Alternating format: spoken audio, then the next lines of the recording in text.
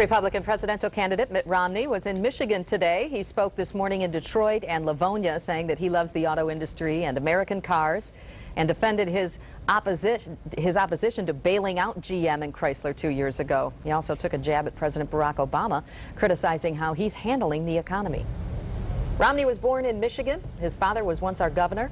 But that's not the only reason that he's focusing on our state so early on in this race. 24-hour News 8's political reporter Rick Albin joining us now. And Rick, Romney's visit, was this a sign of things to come? Absolutely. I think if you take a look at the way this map shapes up for 2012, you got to have 270 electoral votes to win.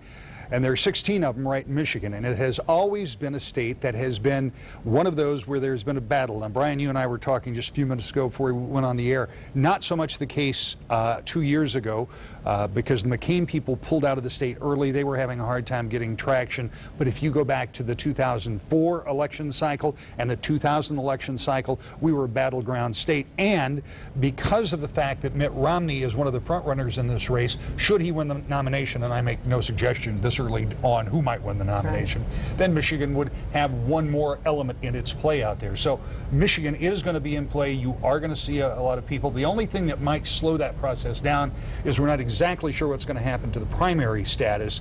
And so those states with primaries earlier will see the candidates sooner, but sooner or later they all get to Michigan. Do you think one part of the state is more important to each individual candidate than the other? I mean, how does that work out when they start putting their strategy together, you know? I think in the past you might have been able to say that. I think you might have been able to say Democrats can focus and get more votes out on the east side and Republicans work on the west side.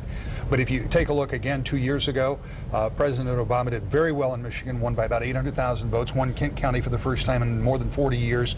And if you look at different pockets of the state, obviously you have more Democrats, more Republicans, but they really do run statewide campaigns because it's about that total. You've got to get 50 plus 1 in order to get those electoral votes, since it's winner take all.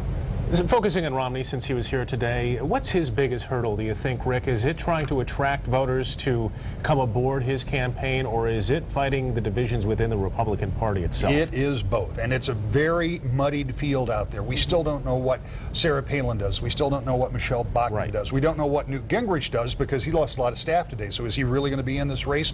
We don't know for sure how this is all going to shape out. So he's got to attract people, but you do have a Republican Party with some big divisions out there. You've got the Tea Party factions, you've got some more moderate Republicans, and you still got a big budget battle in Washington that's going to play into all of this. See, each election we keep thinking like, boy, this is the best one we've ever seen, but they're all shaping up to be I remember in 2000, you know, I actually left the business for a while in 2000 because I thought I'd never see anything like that again.